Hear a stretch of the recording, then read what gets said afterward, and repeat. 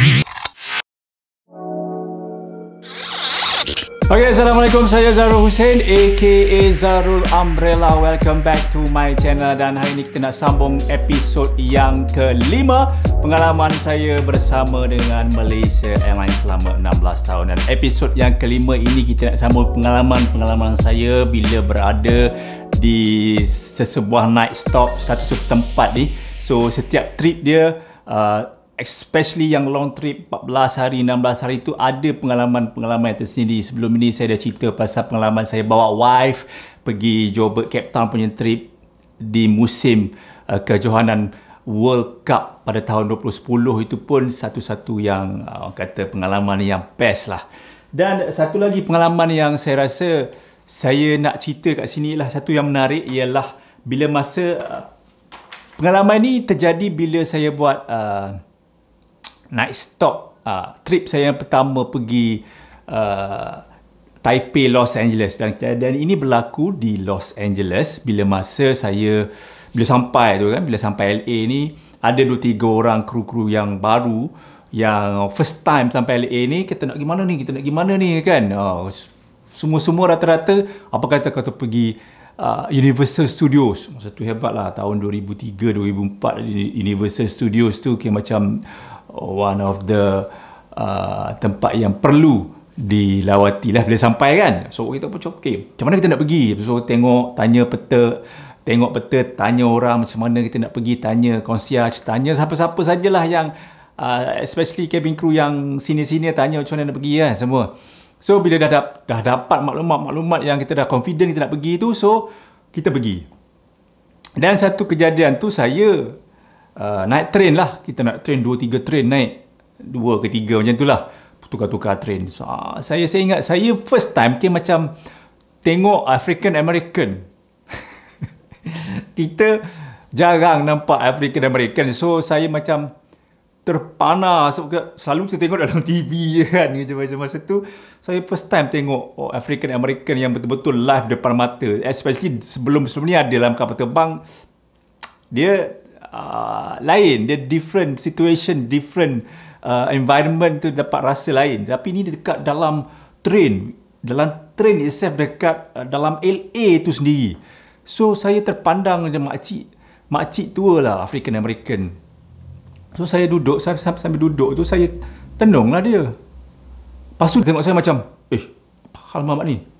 Dia kata, what are you looking at? Macam dengan slang nigger dia kan. So dia macam, saya pun stun lah macam, alamak, aku terpandang dia macam. Lepas tu saya pun buat bodoh je sebab apa? Kita takut apa-apa jadi kan. Sebab masa tu dia bangun tau, dia cakap apa saya dah tak ingat dah. Dia marah lah, something like dia tunjuk kat saya. Macam saya buat bodoh, kawan-kawan saya pun jangan pandang dia, buat bodoh je cakap dekat kawan saya kan. So lepas tu dia keluar, dia sampai stesen dia lah. Cakap masa tu macam, nervous gila kot apa hal dia bawa kuncu-kuncu dia, kita tak tahu kan, semua gangster kat LA tu kan. Masa LA tu juga kita orang macam plan nak pergi downtown LA lah kan, downtown LA. Lepas tu orang hotel cakap tak payah pergi, you don't want to go there. Dia kata sebab tempat tu, so, kenapa tak boleh pergi? Bila saya kaji balik, rupanya tempat tu memang banyak bahaya untuk turis. So gangsterism apa semua African American kat situ memang bahaya. So dia orang tak galakkan pergi. Nasib baik tidak tahulah kena pau ke kena tembak. Kita tak tahu kan. Dia orang yalah, suasana kalau kau tengok sejarah dia LA 92 kan. LA kan ada rusuhan apa semua kan. Campur sebelum tu Rodney King punya case, and then so O.J. Simpson punya case. So perkauman kat situ masih lagi, masa tu 2003. So tak digalakkan lah kan. Walaupun 2003 tu dikatakan dah okey kan, tapi who knows, you never know. Alright. Wow. Dan sampai Universal Studio, biasalah ambil gambar apa semua. Dan normal pengalaman yang biasa je lah yang tu. Dan pengalaman lain yang saya ingat ialah satu pengalaman MH370 dan 17 lah. Okey, MH370, masa kejadian saya on leave. Okay, saya tengah bercuti. Bercuti pun bukan bercuti holiday pergi mana-mana. Satu hari je tu saya request off day, annual leave, pasal saya nak kena attend satu practice dengan budak-budak cabin crew yang lain. Practice kita ada band nyanyi untuk cabin crew night on that year 2014. Dah lama kita buat cabin crew night on that dalam bulan 9 bulan 10 kita nak buat macam tu. So bulan 3 tu kejadiannya kan, 18 Mac 2014 tu, saya pagi tu memang praktis lah dengan band members. Tapi bila sampai tu pagi-pagi, belum start lagi, saya dapat kapal hilang lah. Flight Beijing kapal hilang. Dengan GD apa semua dah keluar, kawan-kawan punya nama. Cakap, alamak, apa pasal ni kan? Nervous juga. Tapi dalam sanda sama mungkin ini dah saya tak ada ni, nanti ada jumpa balik lah tu kat mana-mana kan. Sampailah ke tengah hari. Tengah hari tu pula saya ada satu event bersama thenaihati.com. Ada bloggers punya event, which is I become a penceramah, bagi talk dekat event bloggers tu. Tengah hari tu dengar cerita macam flight dah jumpa dekat Nanjing. Okay, alhamdulillah, lega. Tapi bila dapat rumours tu, tiba-tiba datang pula Datuk Seri Husaimuddin. Dia kata Menteri Luar masa tu, tak silap saya, ke Mesti Pertahanan masa tu. Dia kata tak ada, tak jumpa lagi. Cakap, alamak, sudah teruk ni. So kita pun macam, daripada situ Malaysia pun dah kecoh dah kan, macam mana tak jumpa ni, sampai 1 hari, 2 hari, 3 hari, 4 hari, 5 hari, dan sampai ke hari ni tak jumpa. Dan yang saya ingat, 2 hari selepas kejadian MH370 tu, saya ada flight ke Paris. Okay, flight Paris. Dalam hati ni macam, berat ni, berat nak pergi kerja ni. Sedih tengok kawan-kawan apa semua nak melangkah, nak masuk tempat kita punya sign in tu, our reporting center tu. Macam, ya Allah, kuatkanlah aku kan, kuatkan semangat aku untuk pergi ni. Tapi kalau kau apa-apa jadi, kau nak tarik nyawa aku redha. Ini sebab aku nak cari rezeki je, pergi. Dan buka je pintu tu, tengok orang kawan semua dah menangis, especially the stewardess. And then ramai 2-3 orang yang datang, ke cabin crew yang datang untuk buat macam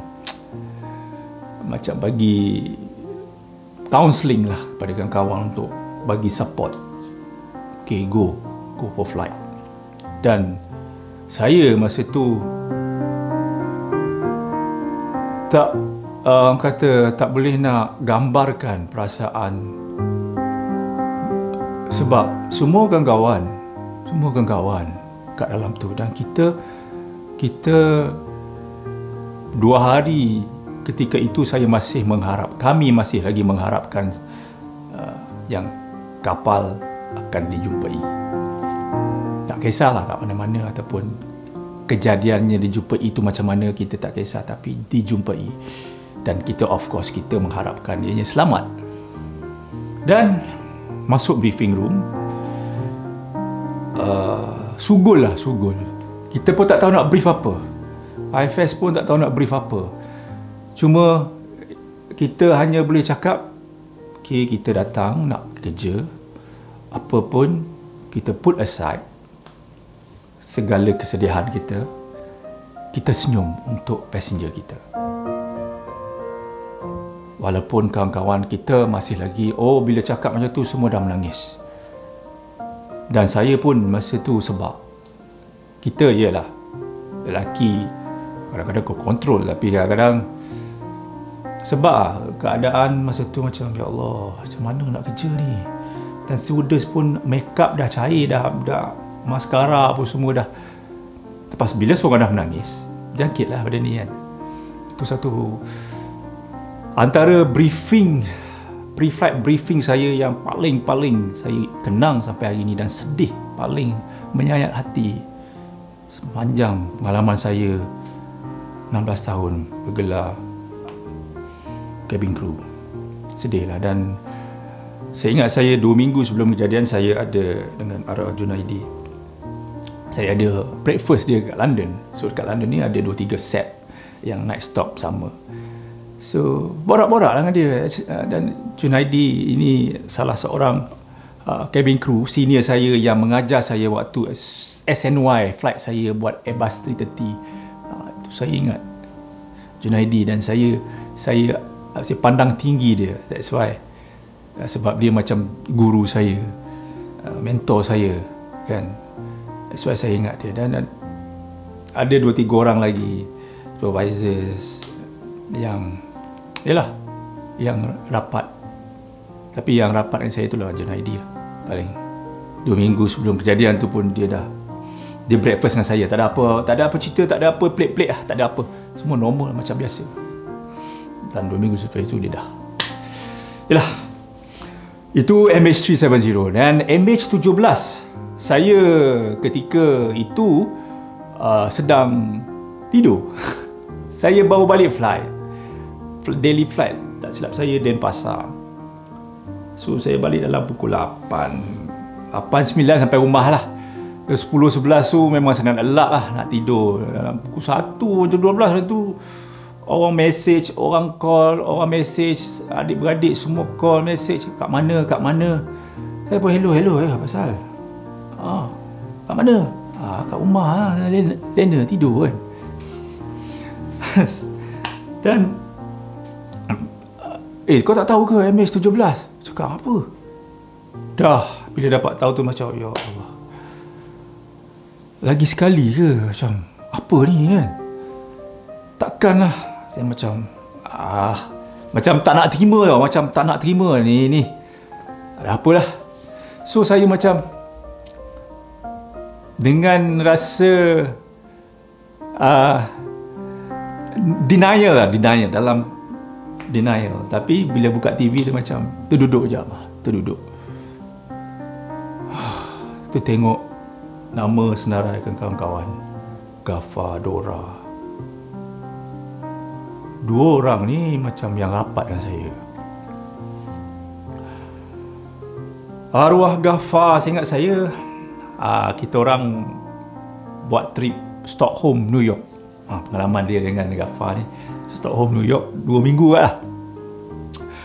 Sebelum ni pun dia pernah fly dengan Ghaffar. So Ghaffar dia macam tahu saya penyanyi dulu kan. Bro, saya macam mana nyanyi? Lepas tu jiran dia Shah Slam, dia satu cerita lah, Shah gini. Kau ni nyanyi tak ada show apa? Tanya, so tak ada show, tak ada apa. Okey. Nyanyi kau bagus lah dulu macam. Okey bang.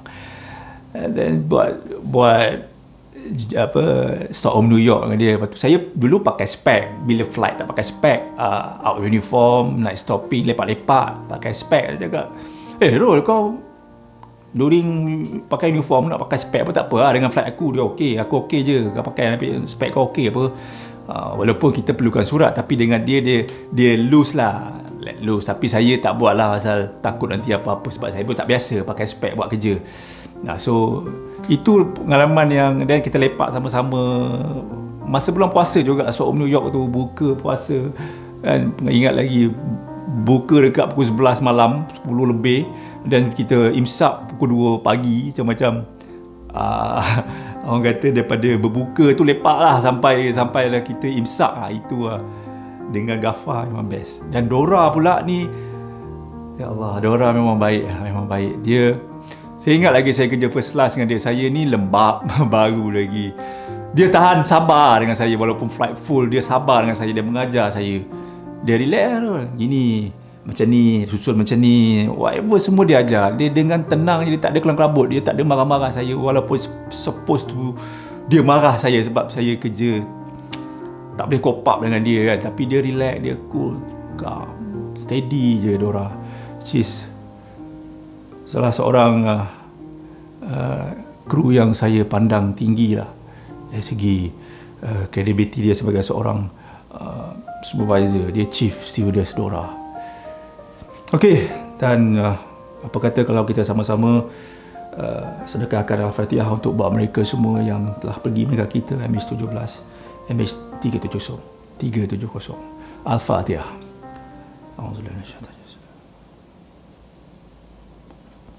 Iyyaka na'budu wa iyyaka nasta'in.